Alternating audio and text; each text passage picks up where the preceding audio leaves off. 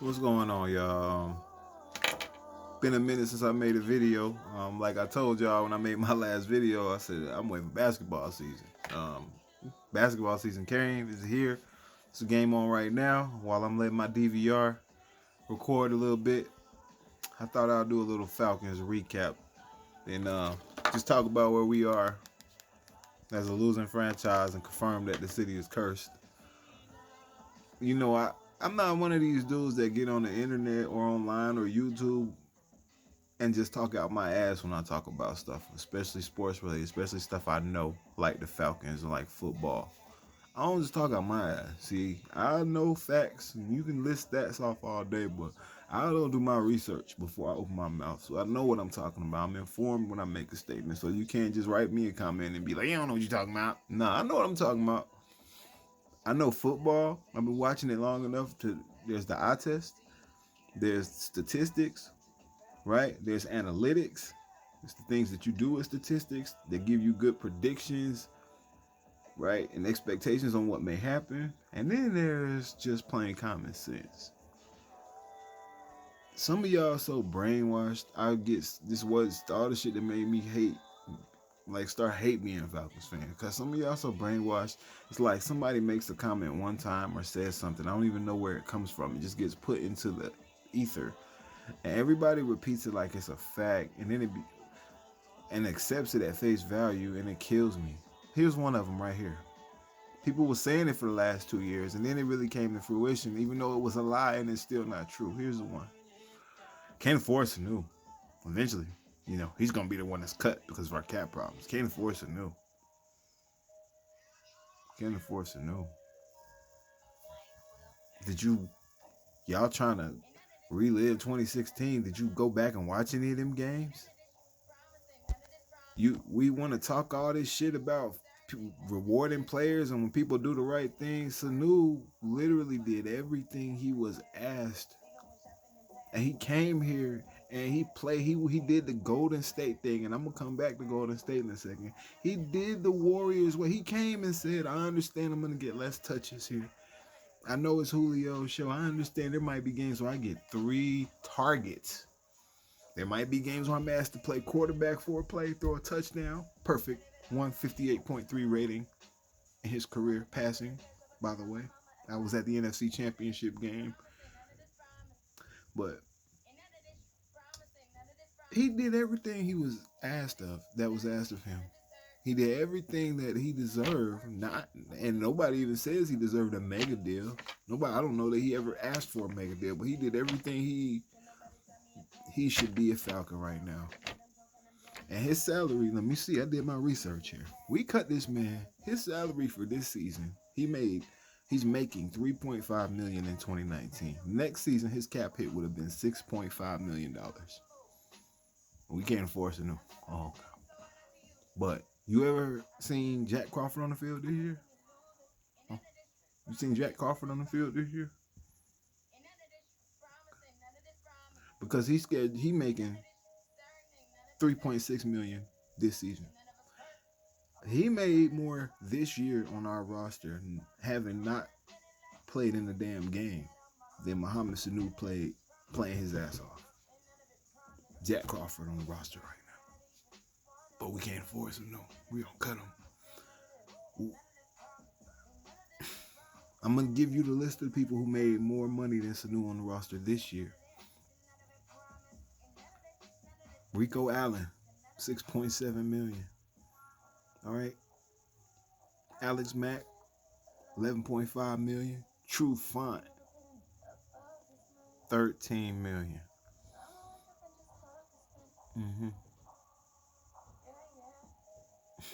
Make me sick looking at this number right here. Vic Beasley, $12.8 million for no sacks. $12.8 million this year for no. He made 4 times what Muhammad Sanu made this season.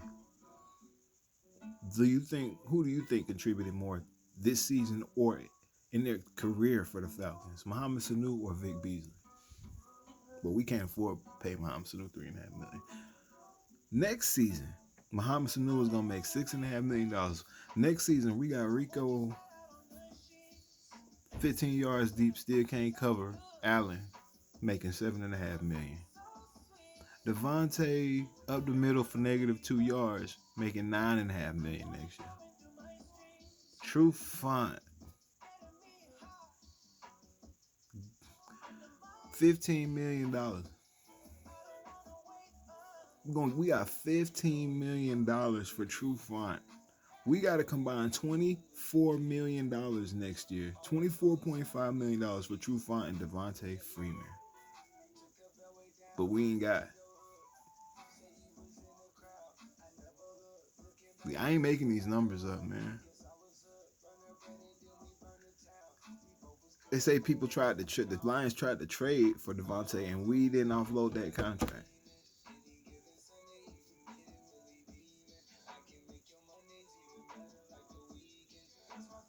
We had $13 million for Vic, but we ain't got no money for Sanu. And that brings me to my just putting stuff out there. You can make whatever conclusion you want with that information, but I'm just going. But we can't afford the guy who did everything. And no, I don't wish him to go get a ring because I don't wish the Patriots to ever win another Super Bowl. So sorry, Muhammad Sanu. Fuck you. You with the ops now. But thank you for everything you did, man. For real. And the Warriors. If you don't watch basketball, it's okay. I'm not trying to make you like basketball, but this is a comparison that needs to be made to show you how. So I'm a Warriors fan. I'm a Falcons fan. And it's so many comparisons that can be made. And the funny thing is, if you go back and look at my last video, I'm pretty sure. I know I said it in my last video. Go look at my last video, you think I'm bullshit. And I said before any games were played this season, before Steph Curry got hurt, before anything, I said, man, I love the Warriors. I said, and yes, they lost in the finals last year. I said, but you know what? I said, they handle their business. So when your team handle their business, you can handle a loss a little better because I know they at least had the respect to go out and get a championship, 3 of them for the city of Oakland. And you can go look at my last video, I said this, and I said, I don't care if they went 0-82. I could still watch them and be happy and be excited at least and go, okay, well, the future, well, next year. This is how it used to be with the Falcons, where even if they losing, I could still go, well, hey, let's see what the young guys can do. Hey, next year we might get a draft pick. My guys will be back healthy. Hey, I'm still excited about it.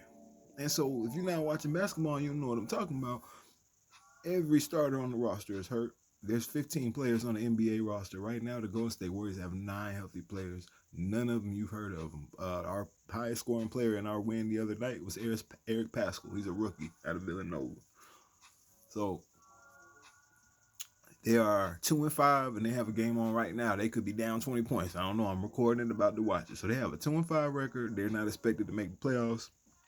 Steph Curry's out with a broken hand. Klay Thompson's out with an ACL injury, blah, blah, blah, blah, blah. So they got injuries for days. If you don't watch basketball, I'm making a point here. So bear with me. And I said, hey, man, if they go 0-82, I can still enjoy at least and be hopeful about next year.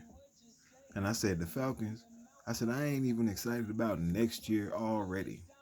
I ain't even excited about the draft. I said, I look at the Warriors and I say, look at 28-3. In 2015, I'm sorry, the year before we lost in 28-3, right? In the playoffs in 2016, the Warriors went up 3-1 on the Cavs in the finals. The Cavs came back and won that series. And it was, before 28-3 happened, one of the most epic meltdowns ever. Even though the Dubs had won a championship the year before, it was still considered just epic failure. And they came back and they won it the next year. And they came back and won it, and then our 28-3 happened. And I remember thinking and telling people, I said, you know what, man? We're going to be like the Warriors. We're going to bounce back from this next year. But it only got worse and worse and worse and worse and worse. And I look at it, and I'm making a point here. And so as I shifted away from the Falcons and all this ineptitude and cutting my favorite players because they can't afford them while they got money for bums, And so I started paying more attention to basketball. And I said to somebody at work the other day, and I'm a Warriors fan, and I said, you know what, man? I said, I ain't a Hawks fan. I can't pretend to be. I said, but I like them. I said, they got an entertaining squad. I said, they're not going to win the finals or anything this year. I said, but if you watch them and just with no expectations of a championship right now, I said, you can see the potential, and they're a fun squad to watch. Something you can't say about the Falcons right now. And sure enough, I literally said that and came into work yesterday, like the next day, and I see that one of their star players, John Collins, got suspended for 25 games. Again, if you don't watch basketball, the point I'm making is this. I said, I'll be damned if it ain't a year that the East is wide open, the Hawks finally have a decent team that could possibly contend, and sure enough, boom, star player hurt, or injured, or I'm sorry, suspended for steroid use or whatever, HGH. And I'm like, there it goes. Glad I'm not a Hawks fan. This is why I can't be a fan of Atlanta teams, because there it goes. That curse. It's deeper than, you know, this shit is sad, man. It's real sad, but it's deeper than coaching. Yeah, the Falcons have a bad GM. I'm Arthur Blank. If you want a consultant on your team who has an eyeball for football, who can read plain and simple numbers and see what don't add up, a guy who's smart enough to not pay any quarterback $33 million. You get that kind of money after you win a Super Bowl from me. You win. You want a GM who will really, you know what I'm saying, not penny pitch, but balance that budget. You need somebody spending your money like me, a person who has balanced their checkbook all their life, who had to work all their life, who has to make sure things add up, and who have to make a budget each month to make sure that everything is going to be taken care of and there's enough for savings. A person who doesn't live from paycheck to paycheck, because I do budget my money. I know where to invest. I know where to take chances with how much, and know how to look forward. These are characteristics you need in a GM. I don't care if you played or not. I don't care what law degree you have. These are characteristics you need in a GM. Common sense. I don't need a GM who pays $10 for a bunch of bananas.